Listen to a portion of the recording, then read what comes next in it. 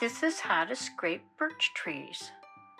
First, we're going to do scraping basics.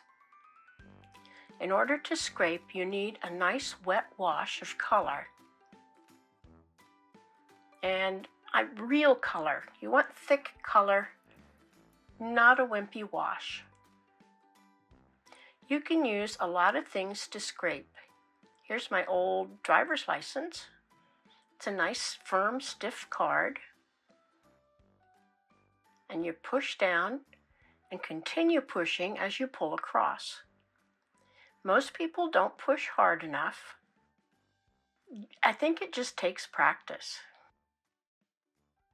The second thing is you can use a razor blade. You have to be very careful you don't cut yourself. But I like a razor blade because this one's nice and firm and it's convenient for me to hold. Here I'm going to use a palette knife, and bear with me, I don't typically use a palette knife for scraping, but any flat, firm surface will work. And even a palette knife will work. Now, while your wash is still wet, you can also scratch out branches or lines. Anything with a hard, sharp point will work on a wet wash to scratch out a branch. There was a pencil. Now we're back to the driver's license. See, while it's wet, it fills in and makes a dark line. And this is my brush. You can even stick your paintbrush in a pencil sharpener so that you'll have a sharp point on the end. That's the scraping basics. Now I'm going to show you how to do a card. You need an outline, a wet wash of color, scrape out the tree shapes, scrape on or paint on some white, and then add some black. Last, I'll show you how to add a cardinal. Let's get started. I trace the outline onto my Arches paper, and the first thing I'm going to do is to wet the paper down. My backboard is made from cardboard covered with contact paper to make it waterproof.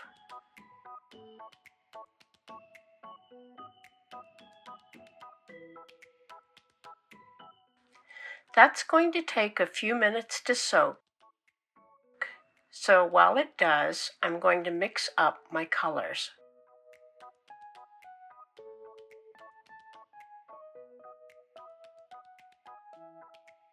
I don't want standing water on the paper, so I drip the excess water onto my backboard. And then I sop up the standing water on top. I want the bottom to stay white, so I take a dry paper towel and press it along the edges to get all the water out of the bottom. Now, I'm not dipping the end of my brush in the paint. I get a big brush full. And I'm not putting it on with brush strokes. I'm just kind of dabbing it on the wet surface. The bottom is staying pretty white. And what I want is a little variety in the background. I don't want it all one color. So I pick up more blue. You notice I'm not adding any water. I'm not doing brush strokes. I'm just kind of laying the paint on the surface.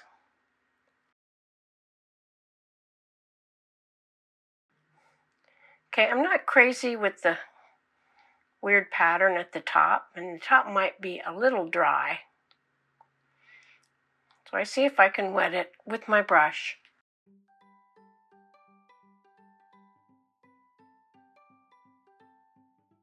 And then I tilt the board to let gravity do the work. If your paint isn't moving when you tilt the board, it's not wet enough. Today I'm using a razor blade. I push down and continue pushing down while I pull across to kind of scrape the paint out of that little bit of paper. This roughs up the paper. You can see some of that paint is just going back in. But some of the paint stays out. And it gives you the roughed up paper in the shape of a birch tree. You don't want to scrape more than twice or 3 times at the most. So if you scrape it more than 2 or 3 times, you just end up with dark birch trees and not any light areas.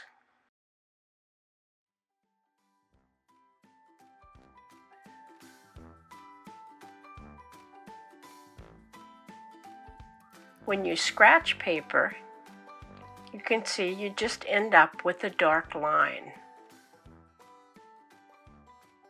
So I continue scraping, making some very large, some medium, and some small. Some trees stand by themselves, and some may be in a clump of 2 or 3 trees. Now I waited a couple minutes and let it continue drying on the front. And I got out my opaque white. There's 2 ways to apply the opaque white. You can dip your scraper in opaque white or paint it on your scraper. Push down and pull across to put some white on the tree. This scraping the white on gives you realistic looking effects. But you can see it's much more effective if you have some really good thick white.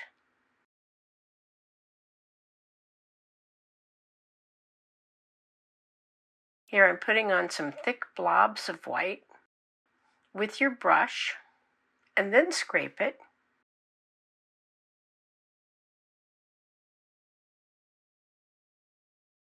So whichever way works the best for you. Your paper is already primed with the nice scraped pattern on these trees.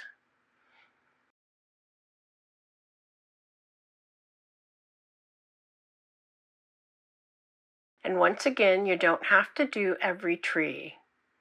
The ones that you don't add white to will look farther back than the ones that do have white.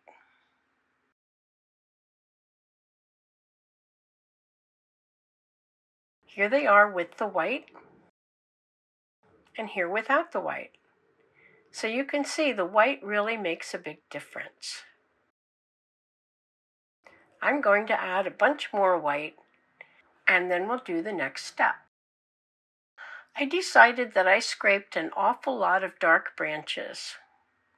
So I'm putting white on a few of the branches with a small brush, just to add more variety.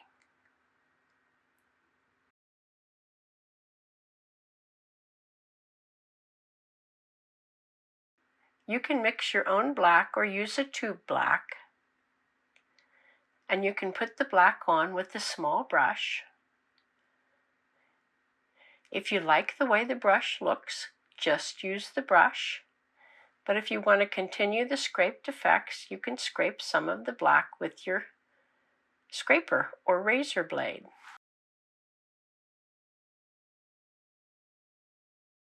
Don't put too many areas of black on a tree.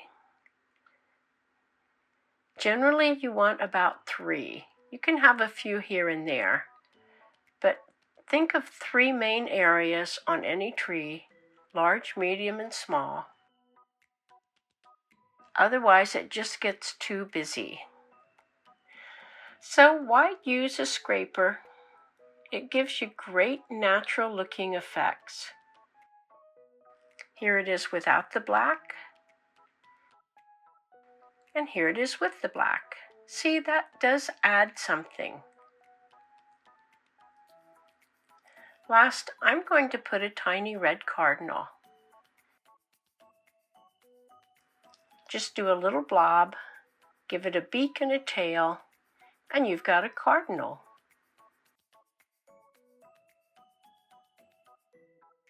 Now, you guys know me, I can't help it. I love spattering falling snow on my winter pictures. I think it just makes it more charming. Scraping is a watercolor technique that everyone should learn. It makes lovely cards, and it's useful in almost any landscape. So if you want to learn scraping, give it a try, and you can make some beautiful holiday cards or a whole painting. Happy painting!